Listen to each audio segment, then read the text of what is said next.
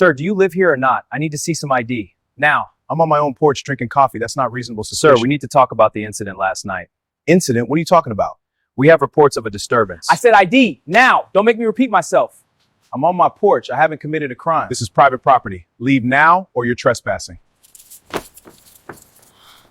Sir, stop resisting. This is a mistake. Get these off. Oh my God, what is happening? I know my rights!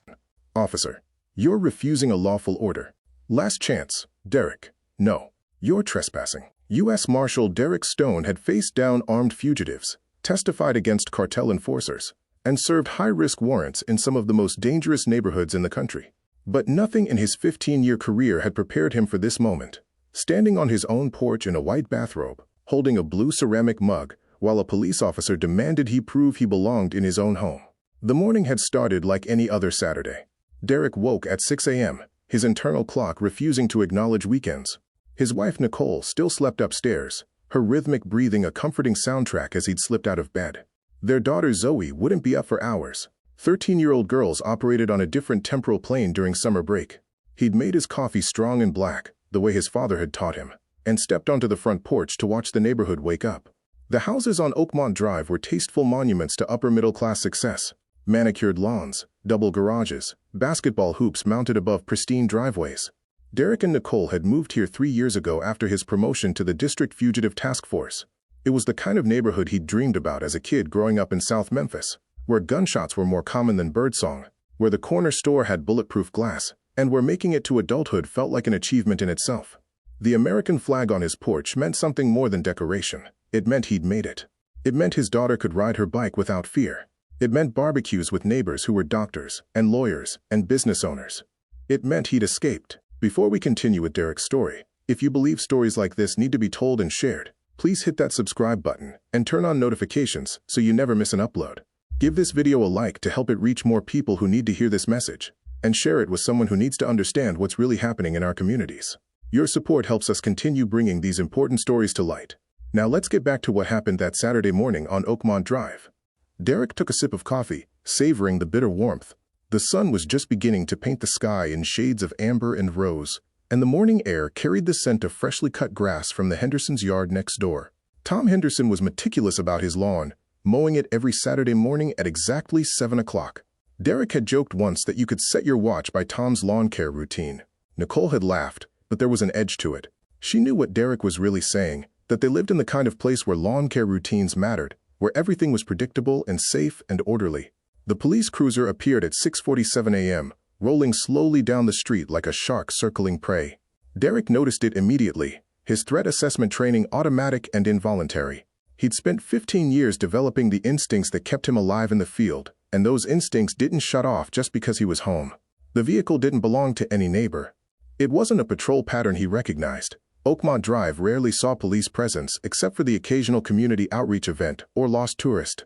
And it was slowing down, directly in front of his house. Derek remained seated in the white wooden rocking chair his mother-in-law had given them as a housewarming gift. He took another sip of coffee, deliberately calm, even as his pulse began to quicken. He was a federal law enforcement officer. He knew his rights. He knew the law better than most attorneys, had testified in federal court dozens of times, had literally written training protocols on constitutional policing for the Marshal Service. But he also knew that knowledge had never been enough to protect men who looked like him. His own father had been a college professor, and Derek still remembered the night police had pulled him over for driving suspiciously in their own neighborhood. Dr. Raymond Stone had recited his credentials, his publications, his tenure at the university, as if education could be armor against suspicion. It hadn't been. The cruiser stopped. The engine idled, a mechanical heartbeat that seemed to sync with his own. Through the windshield, Derek could see the officer, young, white, with the rigid posture of someone fresh out of the academy or looking to prove something. The officer's hand moved to his radio, lips moving in silent communication. Derek's jaw tightened. He set his coffee mug on the small iron table beside the morning newspaper, still wrapped in its plastic sleeve, unread. The sports section had probably covered the Grizzlies game from last night. He'd been planning to read it, maybe text his brother Marcus to gloat about the final score. Such simple pleasures suddenly felt very far away. The officer opened his door, and the sound was sharp in the quiet morning air. Derek didn't move, didn't stand, didn't give any indication that he was concerned. To react would be to acknowledge that something was wrong, that his presence on his own property required explanation or justification. He'd been trained to read body language, to assess threats, to make split-second decisions about who was dangerous and who wasn't. Now someone was making those same assessments about him, and Derek knew exactly what variables were being calculated.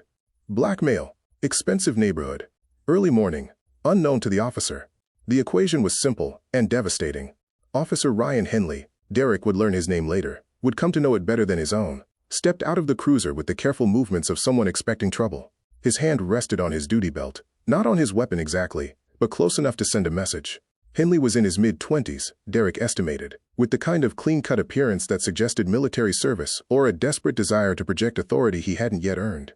His uniform was crisp, his boots polished to a high shine, and his eyes were hidden behind mirrored sunglasses that reflected Derek's own image back at him. Derek watched Henley's approach with the detached analysis he'd perfected in the field.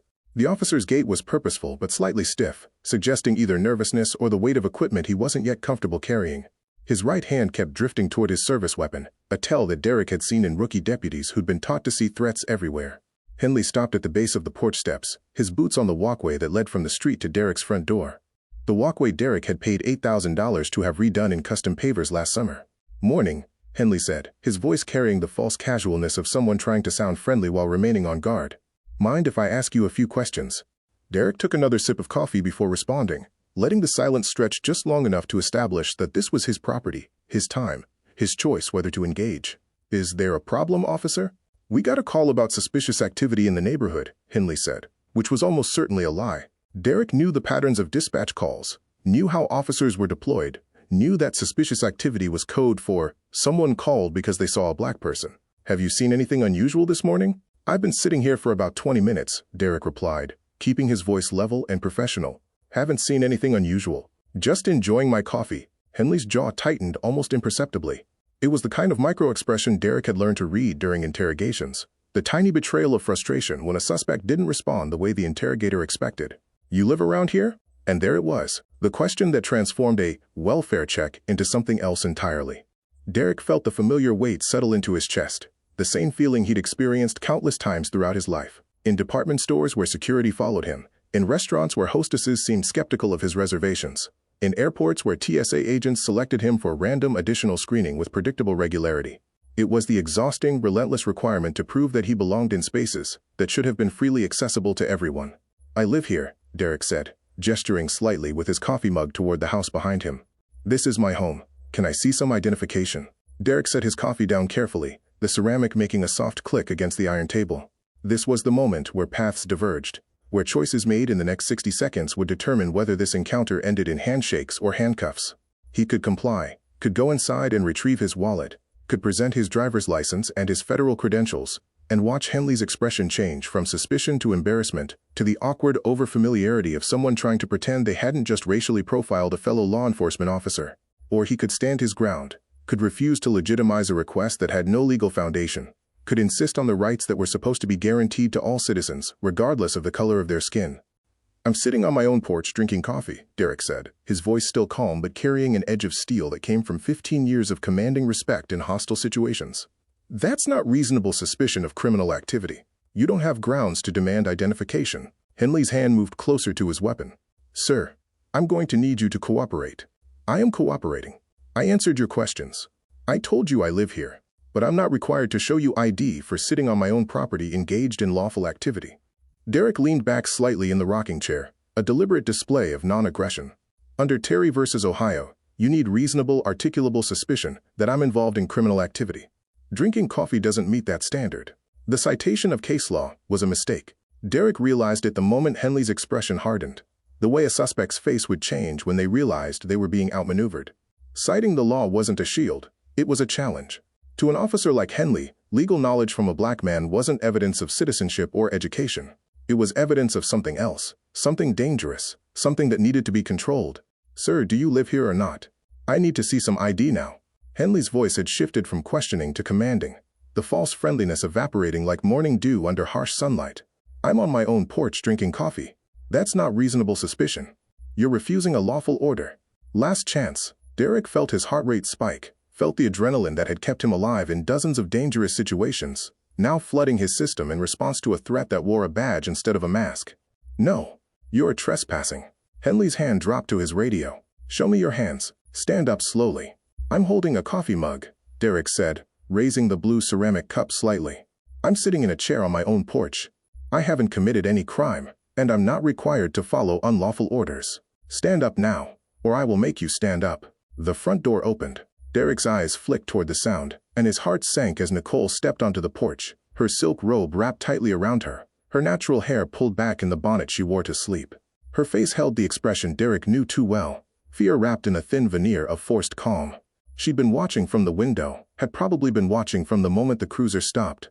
"Officer, my husband lives here," Nicole said, her voice trembling slightly despite her obvious effort to sound composed. "We own this house. His name is Derek Stone. He's a U.S. Marshal." Henley's hand moved to his weapon, unsnapping the holster retention. "Ma'am, I need you to go back inside the house right now." "Don't point that at my wife," Derek said, standing slowly, setting the coffee mug down with exaggerated care. His 15 years of training warred with his instinct to protect Nicole, to step between her and the officer whose hand was now resting on the grip of his service weapon. "She's not a threat." "I'm not a threat. We live here. Hands where I can see them," Henley shouted, his voice cracking slightly with adrenaline. "Both of you, hands up." Derek raised his hands, palms forward, the white sleeves of his bathrobe sliding down to reveal his forearms. Nicole raised her hands too, tears beginning to stream down her face. Across the street, Derek could see curtains moving in the Johnsons' front window. Tom Henderson had come out of his garage, his lawnmower silent, staring at the scene unfolding on Derek's porch. Someone would be filming this, Derek knew. In 2025, everything was filmed. "Officer Henley," Derek said, reading the name tag on the uniform now that he was standing, close enough to see details. "My federal credentials are inside the house. My driver's license is inside the house. I'm willing to show you both, but I need to go inside to get them. Or you can call your supervisor, and I can provide my badge number over the phone.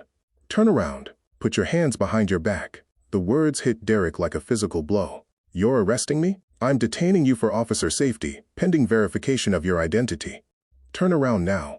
Nicole made a sound that was half sob, half gasp.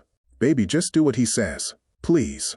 Derek met his wife's eyes, saw the terror there, saw the same fear his mother had carried every time his father left the house, every time Derek himself had put on his badge and gun and walked into danger. But this wasn't danger in the streets of Memphis, or in some fugitive's hideout. This was danger on his own porch, in the neighborhood where they'd promised their daughter she would be safe. He turned around slowly, placing his hands behind his back. The metal of the handcuffs was cold against his wrists, and the clicking sound as they ratcheted closed seemed to echo in the quiet morning air. Derek Stone, decorated U.S. Marshal, 15-year veteran of federal law enforcement, stood on his own porch in a bathrobe and handcuffs while his wife sobbed and his neighbors watched, and Officer Ryan Henley called for backup to deal with the suspicious subject he'd secured. The sun continued to rise, painting the sky in beautiful shades of gold and pink, indifferent to the small tragedy playing out on Oakmont Drive. The coffee in Derek's blue ceramic mug grew cold, forgotten on the iron table beside a newspaper he would never read. And in the upstairs window, behind curtains decorated with sunflowers, 13-year-old Zoe Stone woke to the sound of her mother crying and looked out to see her father, her hero, the man who'd taught her about justice and dignity and the importance of standing up for what was right, standing in handcuffs on their front porch while a white police officer held him there like a criminal. The American dream, Derek thought with bitter clarity as Henley pushed him down into the rocking chair and ordered him not to move, looked a lot different from the inside of a pair of handcuffs. All the achievement, all the sacrifice, all the years of proving himself, of being twice as good to get half as far, of following every rule and exceeding every standard, none of it mattered. Not really. Not when the simple act of being black in a nice neighborhood was enough to be treated like a suspect in your own home. Nicole's hands were still raised as a second police cruiser pulled up, lights flashing, but sirens silent. The neighborhood was fully awake now. Derek could see at least 7 neighbors out on their lawns or driveways, watching. The Hendersons, the Johnsons, the Patels, from 3 doors down. People they'd had dinner with, whose children played with Zoe, who'd brought casseroles when Nicole's mother passed away last winter. They were all watching him sit on his own porch in handcuffs, and Derek wondered what they were thinking. Whether they believed he'd done something wrong. Whether they'd always wondered if he really belonged here. Whether they'd been the ones to call. The second officer, older with sergeant stripes, approached the porch with more caution than Henley had shown. He took in the scene. The handcuffed man in a bathrobe, the crying woman, the expensive house, the coffee mug on the table, and something shifted in his expression. Derek saw recognition there, the kind that comes from experience rather than prejudice. This wasn't the sergeant's first rodeo, and he'd seen enough to know when a situation had gone sideways. "What do we have here, Henley?" the sergeant asked, his voice carrying a warning note that Henley seemed too amped up to hear. Suspicious subject refusing to provide ID, Sarge. Got belligerent when I asked him to identify himself. Possibly casing houses in the neighborhood. Casing houses, Derek repeated, his voice tight with controlled fury. In a bathrobe, on my own porch, drinking coffee. The sergeant's eyes met Derek's, and something passed between them. A recognition of absurdity, of a line that had been crossed. Sir, what's your name? Derek Stone, U.S. Marshal, Western District. My credentials are inside the house. My wife can retrieve them if you'd like verification. Henley started to protest, but the sergeant held up a hand. Mrs. Stone, can you please get your husband's identification? Nicole nodded frantically, disappearing into the house. The sergeant moved closer to Derek, lowering his voice. Marshal Stone, I apologize for this situation. We're gonna get this sorted out. With me still in handcuffs? The sergeant hesitated, and in that hesitation, Derek saw the calculation being made. Remove the cuffs now and admit Henley had screwed up, or wait for the credentials and maintain the fiction that this had been a legitimate stop. The sergeant chose option 2, and Derek felt something crack inside his chest. Even this sergeant, who clearly recognized the injustice, who obviously knew this was wrong, was choosing to protect the department over doing what was right. Nicole returned with Derek's credential case, her hands shaking as she opened it to display his U.S. Marshal badge and identification card. The sergeant examined them carefully, then handed them back to Nicole with a nod. Officer Henley, remove the restraints. The click of the handcuffs opening should have been relief, but it felt more like an insult. The damage was done. How many other people have you demanded ID from while they sat on their own property? Henley's face flushed red. I don't see color, sir. I treat everyone the same. If you treated everyone the same, you'd have a lot of white people in bathrobes sitting in handcuffs while they tried to enjoy their morning coffee. Derek picked up his mug, the coffee now completely cold. But you don't. Because white people on their porches look like they belong. Black people on their porches look suspicious. The sergeant motioned to Henley. Let's go. We'll file our report and be in touch. As the two officers walked back to their cruisers, Derek heard Henley mutter something to the sergeant. Something about attitude and making things difficult. The sergeant's response was too quiet to hear, but his body language suggested he was reading Henley the riot act. Small comfort, Derek thought. The damage was done. The cruisers pulled away, and the neighborhood began to disperse. Tom Henderson approached the property line, his phone still in his hand. Derek, man, I got the whole thing on video. If you need it for your complaint, send it to me, Derek said, his voice hollow. Thanks, Tom. Nicole wrapped her arms around him from behind, her face pressed against his back, her body shaking with sobs she'd been holding in. Derek stood rigid, unable to return the embrace, unable to do anything but stare at the street where his daughter should have been able to ride her bike without fear, where he should have been able to drink coffee without being treated like a suspect. Daddy? Zoe's voice came from the doorway, small and frightened. Why did they put handcuffs on you? Derek turned to face his daughter, this beautiful, brilliant girl who still believed the world was fundamentally fair, who'd written an essay last year about how her father was a hero who caught bad guys and protected people. Her eyes were wide and confused, her favorite pajamas, the ones with cartoon cats, suddenly making her look much younger than 13. Come here, baby girl, Derek said, opening his arms. Zoe rushed into them, and he held her tight, feeling her tears soak through his bathrobe. I'm okay. Everything's okay. But it wasn't okay, and they both knew it. Nicole joined the embrace, and the Stone family stood on their porch in the growing morning light, holding each other while the coffee went cold and the newspapers stayed unread, and the American dream revealed itself to be something fragile and conditional, something that could be shattered by 20 minutes of suspicion and a pair of handcuffs. Inside the house, Derek's phone began to ring. It would be his supervisor at the Marshal service, having already heard through the law enforcement grapevine about the incident. There would be questions, suggestions to let it go, reminders about interagency cooperation and public relations. Derek would ignore those suggestions. He would file his complaint. He would request every piece of documentation. He would do everything by the book, because the book was supposed to protect people like him. But as he stood on his porch with his family, Derek Stone, decorated U.S. Marshal, 15-year veteran of federal law enforcement, knew with devastating clarity that the book had failed him. And if it could fail him, with all his training, all his credentials, all his understanding of the law, then it was failing countless others who had none of those advantages. The question was what he was going to do about it. The morning sun continued its ascent, and Oakmont Drive returned to its usual peaceful rhythm. Lawnmowers started up, cars backed out of driveways. The illusion of normalcy reasserted itself with practiced ease, but for the Stone family, nothing would ever be quite normal again. The veil had been lifted, and what lay beneath was uglier and more dangerous than Derek had let himself believe. He guided Nicole and Zoe inside, closing the front door on the neighborhood that no longer felt like home. The American flag still hung from its bracket beside the door, still represented everything he'd fought for and believed in. But now it also represented a promise unfulfilled, a guarantee that hadn't been honored, a dream that was real for some and illusory for others. Derek sat down at the kitchen table while Nicole made fresh coffee, and Zoe clung to his side, unwilling to let him out of her sight. His wrists still bore the red marks from the handcuffs, and he rubbed them absently, thinking about all the suspects he'd detained over the years, wondering if any of them had been innocent, wondering if any of them had felt this same crushing combination of rage and helplessness. His phone continued to ring. Text messages began flooding in from colleagues who'd heard, from family members who'd seen the video Tom Henderson had already posted online. Derek ignored them all. Right now, in this moment, he needed to be with his family. He needed to hold his daughter and reassure her that the world wasn't as broken as it seemed, even though he was no longer sure that was true. "I'm scared," Zoe whispered, her head on his shoulder. "If they can do that to you, what could they do to me?" And there it was, the question Derek had hoped his daughter would never have to ask, the fear he'd tried so hard to shield her from.